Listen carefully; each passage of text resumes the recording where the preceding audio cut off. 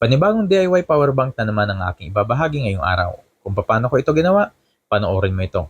Mga old laptop battery ang ginamit ko dito. Kaya kung marami kang sira or lumang laptop battery, mapapakinabangan pa yan. Isa sa mahalagang factor sa pag-a-assemble ng mga ganitong klase ng battery ay dapat same brand at same specs ang mga battery. Pero kung magkakaiba, pwede naman maraming gumagawa niyan at your own risk nga lang. Maliban sa battery, gagamit ako ng BMS for lithium-ion batteries.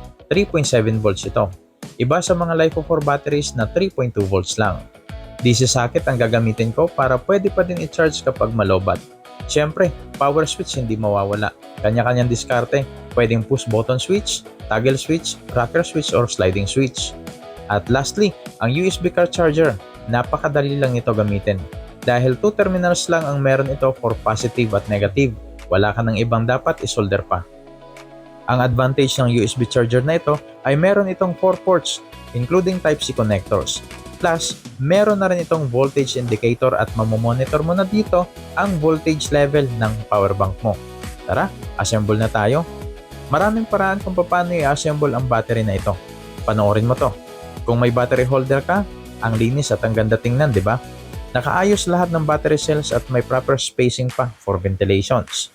Plus, may nickel strip ka, sabay spot weld, solved na. Pero kung nagdi-DIY ka lamang, malamang posibleng wala kang mga gamit na ganyan. Kaya, sasamahan kita sa paraang praktikal at makakatipid ka. Nang dahil 9 na piraso ang battery ko, sakto ito sa setup na 3S3P. Kaya, hinati ko ito sa tigta-tatlo. Tatlong grupo na naka-series na tigta-tatlong battery cells na nakaparallel. Tape-tape lang ang diskarte para pagsamahin ang mga battery cells. Pero kung warrior ka, lagyan mo ng spacer sa bawat battery cell. Matapos pagsamahin ang bawat grupo, pwede mo na itong pagsamahin lahat. Mas mabuting i-consider mo ang diagram na ito, magiging guide ito para sa tamang pwesto at wiring ng mga battery. Itong mga ganitong klase ng battery ay hindi basta-basta dinidikitan ng hinang, kaya konting kiskis lang sa terminals at pwede nang isolder yan. Ang susunod na ipipwesto ay ang BMS.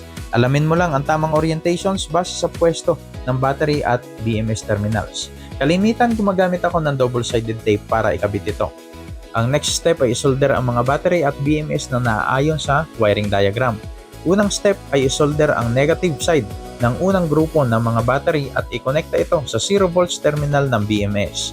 Pangalawang step, pagsamahin ang positive terminal ng unang tatlong battery sa negative terminals ng pangalawang grupo ng mga battery at ito ay i-connecta sa 4.2 volts terminal ng BMS.